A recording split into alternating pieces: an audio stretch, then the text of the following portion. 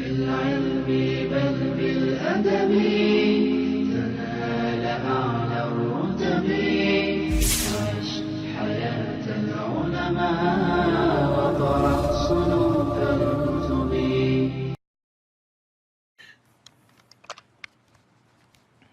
That's it. That's all they've got. This is what all the hype was about? For what is it, 2 weeks now they've been hyping this? You know, I hyped that I had Donald Trump's tax returns, and then I clarified that I actually had 2 pages of Donald Trump's tax returns for 1 hour before I actually released 2 pages of what actually were Donald Trump's tax returns. And for a year now, people have been telling me that was unconscionable hype about Donald Trump's tax returns.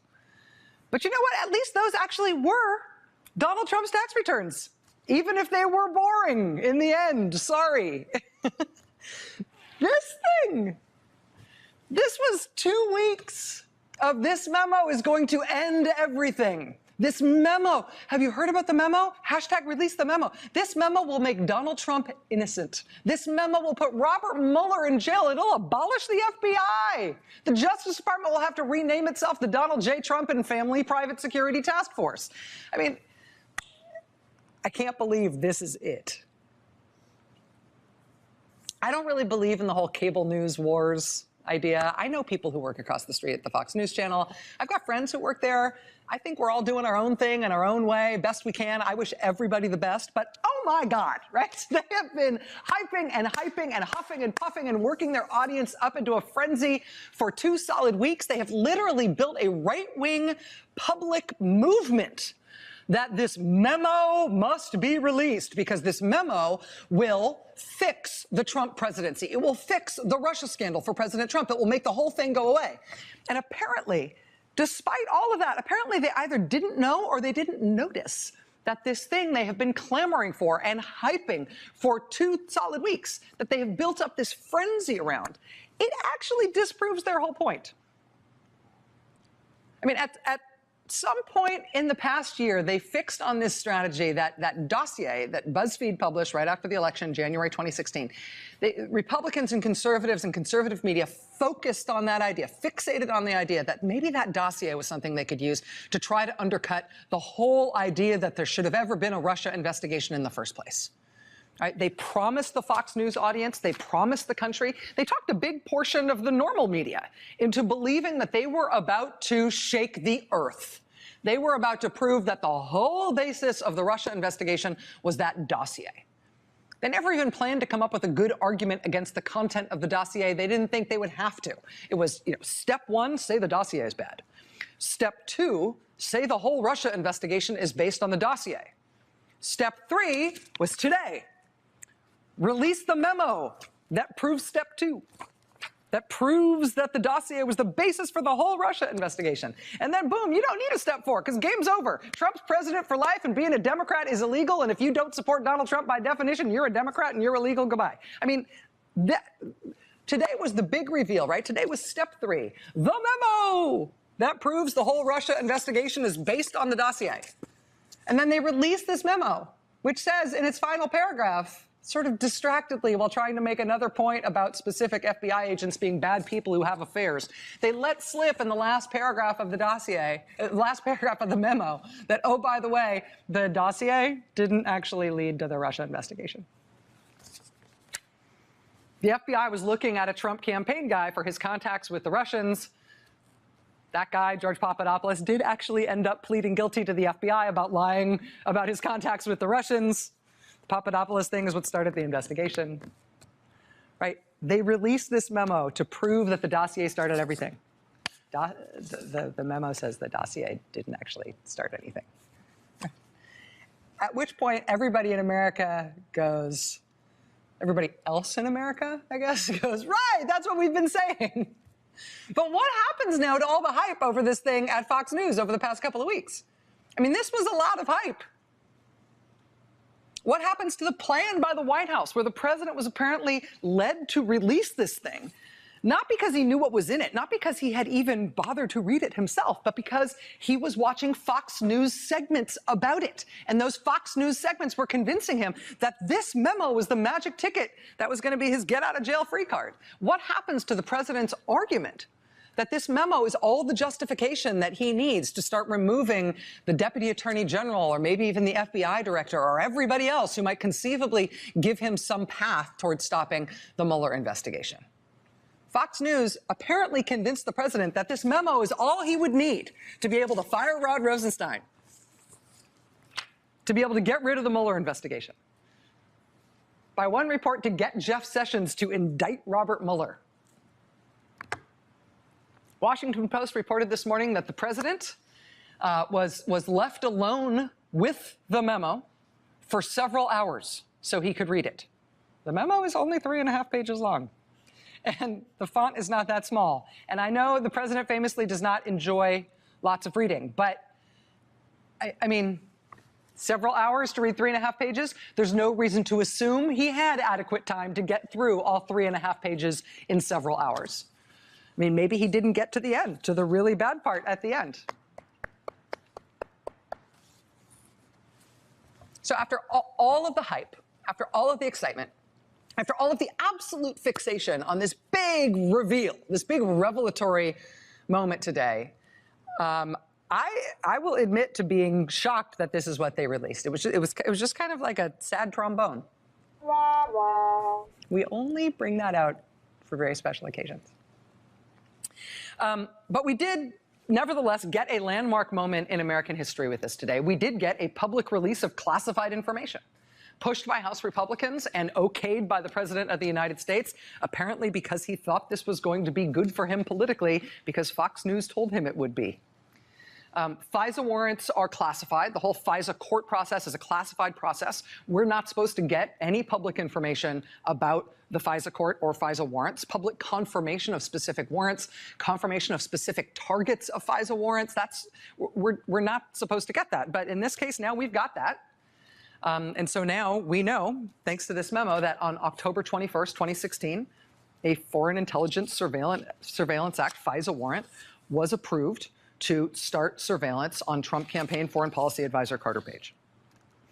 We then also learned from this classified memo today that that warrant was renewed 3 times after its initial approval. And that's helpful information.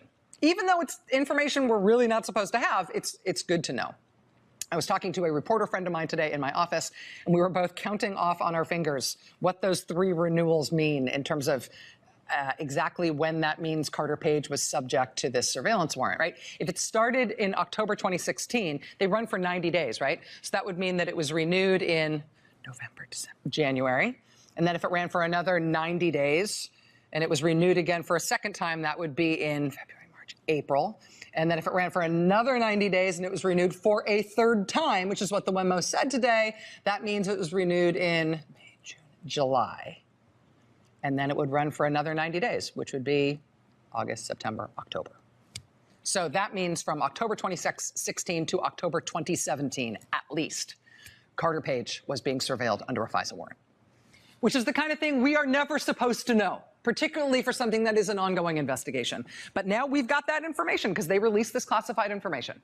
From at least October 16 to October 2017, this Trump foreign policy advisor was under surveillance thanks to a FISA warrant because he was believed to be either a foreign agent or at least a U.S. person who was in contact with the Foreign Intelligence Service.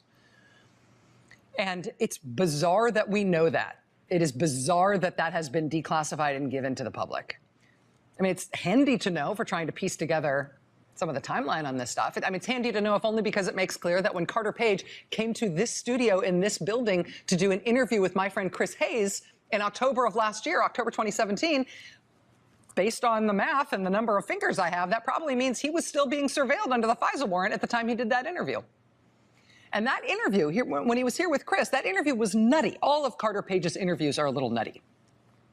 But he did say this one now very intriguing thing, not really about his own case or about Donald Trump, but about House Republicans. in the interest of really getting the truth out there, because I think when the truth comes out, when Speaker Paul Ryan says the FISA warrant or the details about the dodgy dossier and what happened and all those documents around that is going to be released, that's what I'm really excited about. And I think that the truth will set a lot of people free.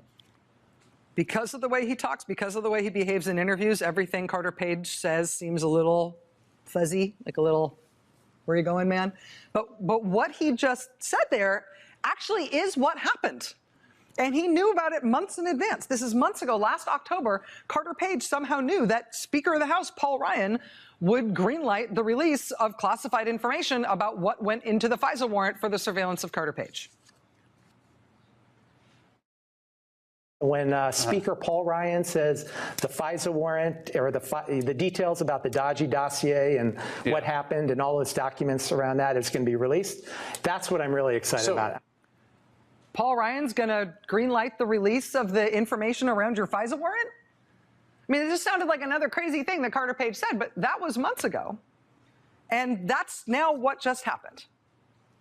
So months ago, there was apparently already a plan in the works that Carter Page knew about that involved Paul Ryan, that they would try to use this warrant against Carter Page to make a public case, to try to turn that warrant somehow into some sort of public information that presumably would be used to turn the whole Russia investigation into a scandal. And now it's happened. And they have put out their memo, and it is such a bust. It is so not what it was hyped to be. But I think it is worth being clear that this is something they have been trying to figure out a way to use for a very long time. Apparently, the let's release the classified information about what led to the warrant plan, apparently that plan was in the works since at least last October when Carter Page blurted it out to Chris Hayes. I think it's also worth noting that even before that, last March, you remember the Obama wiretapped Trump Tower scandal? Remember that?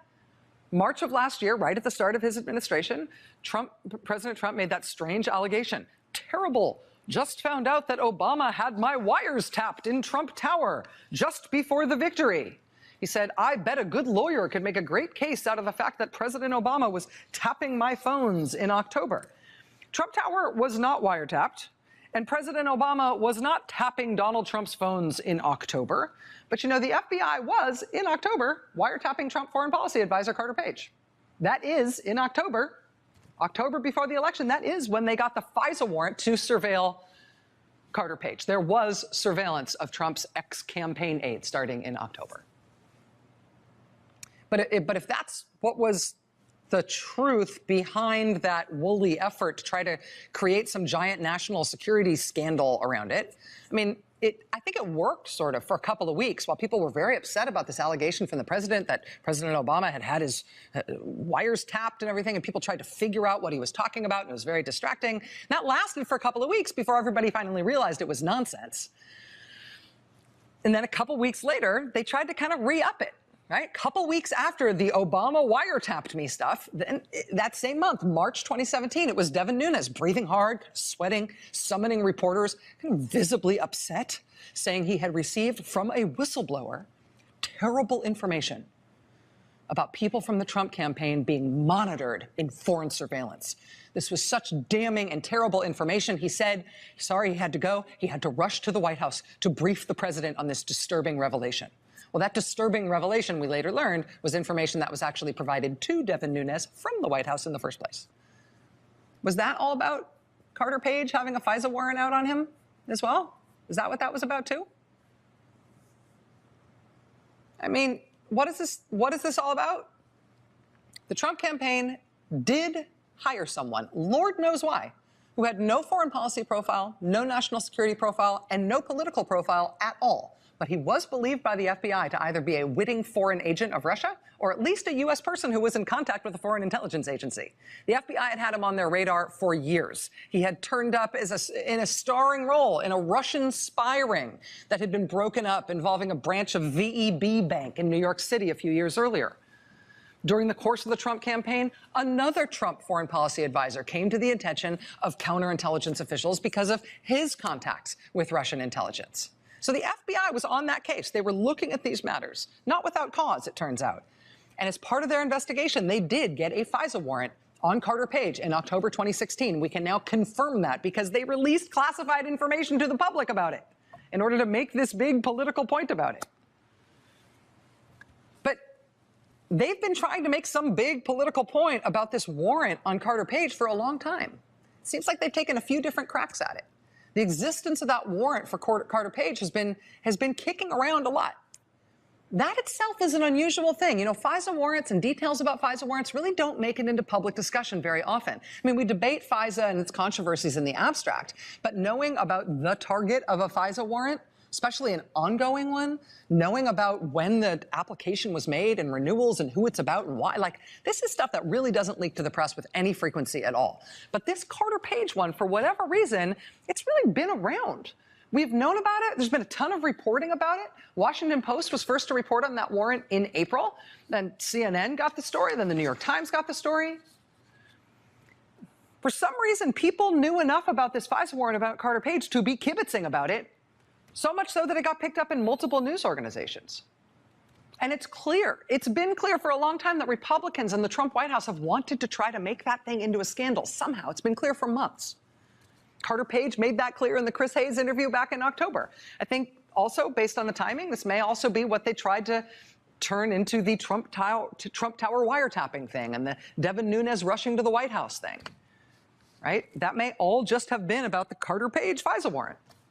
How did anybody know about it in the first place? We still don't know. But now it's confirmed publicly because they did, as Carter Page said they would. They took their big shot at it today. They declassified the information about that warrant and what led to it selectively so they could take their big shot, so they could finally figure out the highest use they could put that warrant to. They'd use this memo to make the Russia investigation go away. Poof. Right? They would show that the FISA warrant for Carter Page was based on the Steele dossier. The Steele dossier, they will say, was therefore the source of the whole FBI Russia investigation. And therefore, boom, national consensus. There is no more Russia investigation. Trump is innocent. Problem solved. Now, as I mentioned at the top, this plan is undercut by the memo itself, sad trombone, which notes in passing, quote, the Page FISA application also mentions information regarding fellow Trump campaign advisor George Papadopoulos. The Papadopoulos information triggered the opening of an FBI counterintelligence investigation in late July 2016. So that means the dossier wasn't the basis for the FBI's counterintelligence investigation. It was other intelligence that the FBI had about actual worrying contacts between the Trump campaign and the Russians. They weren't made up. They've already resulted in a guilty plea and a cooperating witness. Oops. Why'd they put that in their big memo? I mean, they could put anything in here, right? They didn't let anybody check it against the actual facts. They just released it on their own. Why'd they put that in there? Oops. But they did. I mean, even if you never fell for any of the now embarrassing Fox News hype about this thing, even if you never expected this was actually going to be a get-out-of-jail-free card for the president and his family, you know, there is one assertion in this memo that does still really stick out. I think it's designed to seem very worrying. It's an assertion in the memo about Christopher Steele himself. Now, Republicans have been telegraphing their punches on this for a long time. They've tried to make the dossier a scandal, right? They've tried to make Christopher Steele a scandal. Christopher Steele was the head Russia guy at MI6 in Britain for years. They've tried to make him into a scandal and some sort of dubious, dodgy person. But because they've been trying to make that case for a year now, in fact, they've turned a lot of what are supposed to be the congressional Russia investigations into instead full-time efforts to impugn Christopher Steele and the Russia dossier.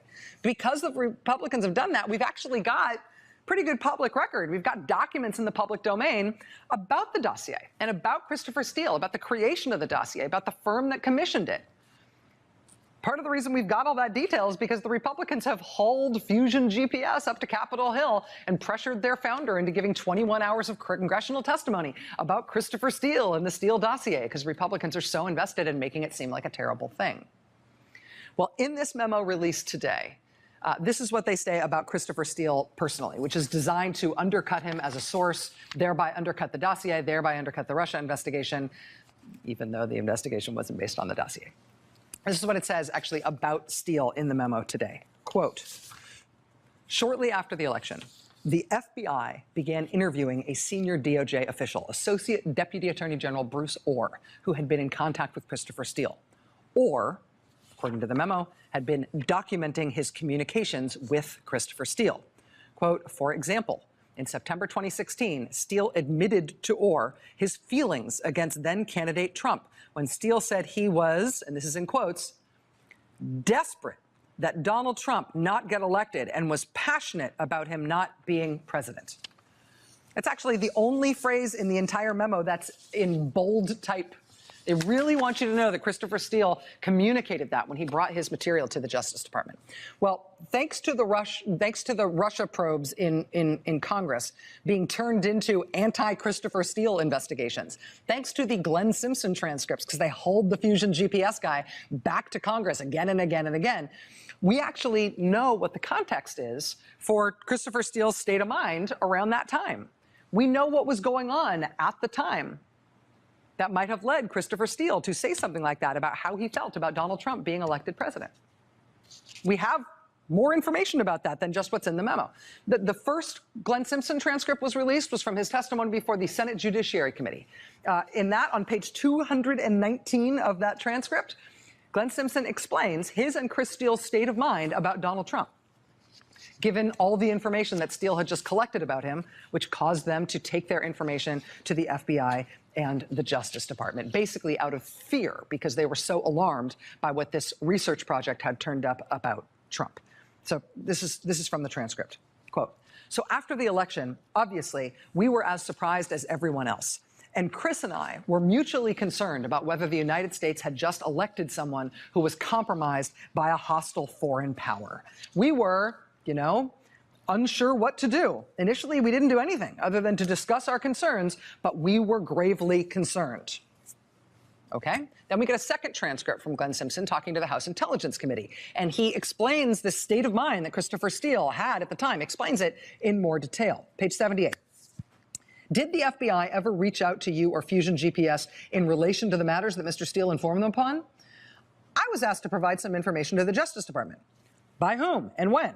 It was by a prosecutor named Bruce Orr, who was following up. Did Mr. Orr reach out to you, or how did that shake out originally? I think Chris, it was someone that Chris Steele knows. Chris Steele knows who? Bruce Orr? Okay. Chris told me that he'd been talking to Bruce, that he'd told Bruce about what happened, and that Bruce wanted more information and suggested that I speak with Bruce. The context of this is that it was after the election, a very surprising thing had happened, which is that Donald Trump had won. By that time, we were enormously concerned about rapidly accumulating indications that the Russian government had mounted a massive attack on the American election system and that, Donald Trump and his associates might have been involved. And there was a lot of alarming things happening, including Trump saying things about Vladimir Putin that really didn't make any sense, that weren't ordinary things for a Republican to say. And, anyway. And we had also by this time given this information to the FBI. They had indicated to Chris that they were investigating it. And then they apparently told the New York Times that they weren't. Now, incidentally, that's about this article, which was published by the New York Times on October 31st, right before the election. Investigating Donald Trump, FBI sees no clear link to Russia. The substantive claims in that New York Times article have all basically been disproven. There's a raging debate over why the New York Times hasn't retracted or corrected that article, but it existed at the time. So that led to this. Again, from the transcript. Again, we had also by this time given this information to the FBI. They had indicated to Chris that they were investigating it, but then apparently they told the New York Times that they weren't. So it was not clear to us whether anyone at a high level of government was aware of the information that Chris had gathered and provided to the FBI. So, we were frankly very scared for the country and for ourselves. And we felt that if we could give it to someone else higher up, we should. And so Chris suggested I give some information to Bruce, give him the background to all this. We eventually met at a coffee shop, and I told him the story. And then that part of the transcript ends with, my time is up, thank you. So the memo released today by House Republicans, this classified memo that they thought would be the big get-out-of-jail-free card, would end the Russia investigation. The one actually alarming piece of it, or at least kind of shocking piece of it, is when they say that Chris Steele expressed grave worries about Donald Trump being elected president of the United States. They take that one piece and bold it. It's the one bold line in the whole memo. They hold that up as the proof that Christopher Steele was a terrible anti-Trump partisan, even though he's not even from this country. They don't mention that the reason Christopher Steele had feelings of desperation about Donald Trump might be because of what he had learned in his research about Donald Trump and Russia and compromise and blackmail. What a fiasco. What an embarrassment. Hey there, I'm Chris Hayes from MSNBC. Thanks for watching MSNBC on YouTube. If you want to keep up to date with the videos we're putting out, you can click subscribe just below me or click over on this list to see lots of other great videos.